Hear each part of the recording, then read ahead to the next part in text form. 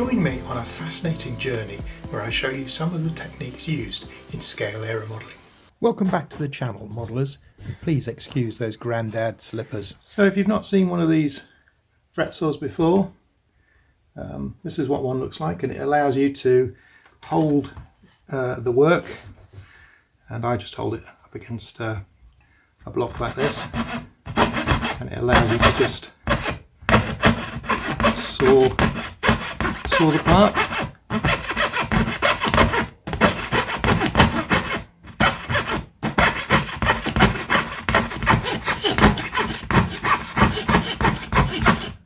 And when you get to the point, just back it out a little bit, turn the part,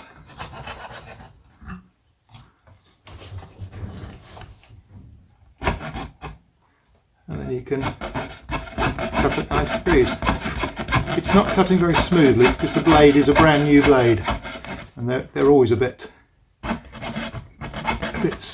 snatchy when they're new. But as they get worn, they'll cut easier. And as you can see, there's a little channel in this piece of wood that I'm leaning against. It holds the piece clean, holds the piece firmly. As I cut around the edge.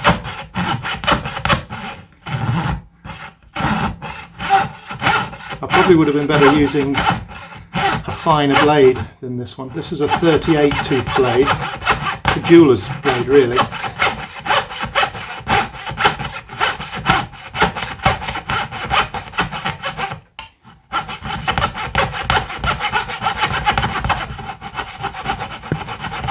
Let's turn it around.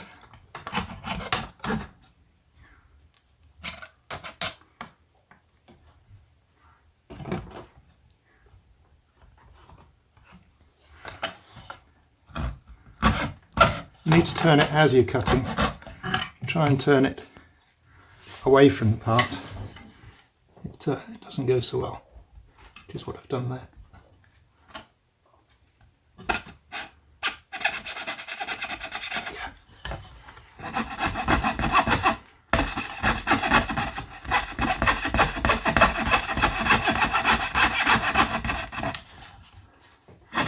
I just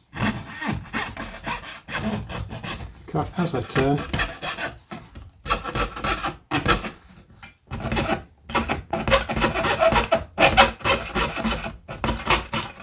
And there you go. And you just release the blade, and then the blade pulls out. So if you've not used a fret saw, that's how you do it. And you can see you get a very nice, accurate cut. Now you can buy power tools, which are like a table saw but with a vibrating saw, which, you know, £100, a good one, £500. But I find it's very rare that I do anything like this. Ordinarily, I would use this one, which is I also use for metalwork, aluminium, that sort of stuff, brass. But for the larger pieces, you need something more like this, which has a much deeper throat. But I think I will change this for a finer blade.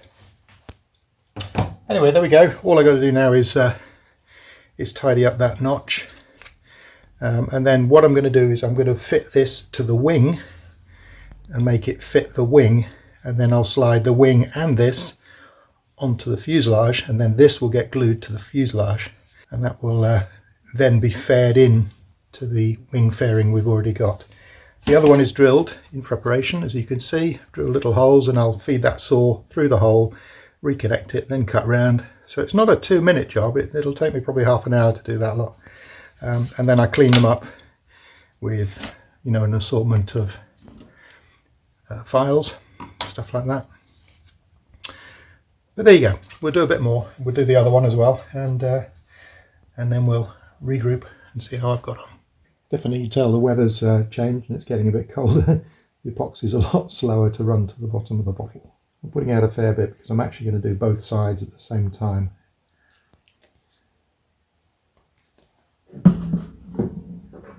This is a 20-minute epoxy. And with the workshop temperature being around 20 degrees, I expect the full 20 minutes. What I've got to be very careful of when I do this joint here is that I don't get any glue anywhere near the locating pins or the dowels, which are mounted at the front and the rear. And I don't want to get any glue anywhere near the wing tube either. If I do anything wrong and get glue anywhere near those areas, then I will glue the wing on. We really don't want to do that.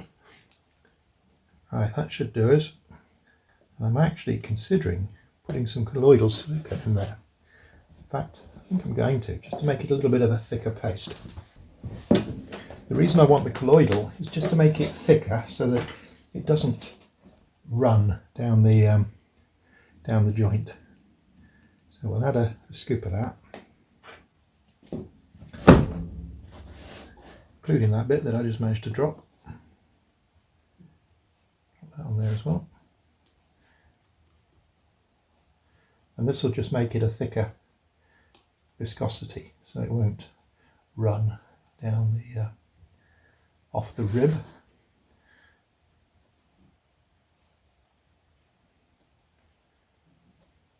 But the colloidal silica will mean, or will mix in and mean that the glue is just as strong, rather than something like micro balloons, which will actually make it weaker. There we go. Hopefully I've not made it so thick that I can't actually spread it now. So we'll see. I'm going to tip the fuselage over. I don't think I'm actually going to get both sides done. I think this is going to actually take most of this resin.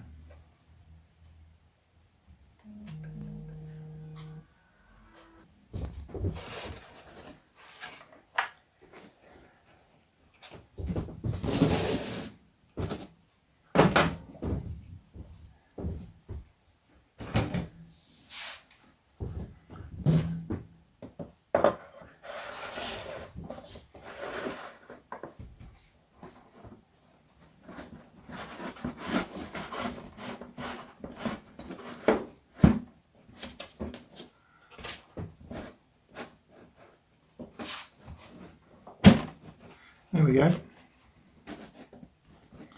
That's the wing pushed together. I can't really do it any more firmly than that, but you can see it's pulled nice and flush. We just got to let the glue set. We'll give it half an hour, then I'll pull the tube out and we'll do the other side. So it's been an hour, so hopefully the wing will come away from the rib, and the rib will remain nicely. There's a little bit of glue squeezed out there. I should have cleaned that off while it was still wet, but never mind. So hopefully the wing will come away from the root rib. So fingers crossed. Yes, it is. And there we go. And the tube is free as well.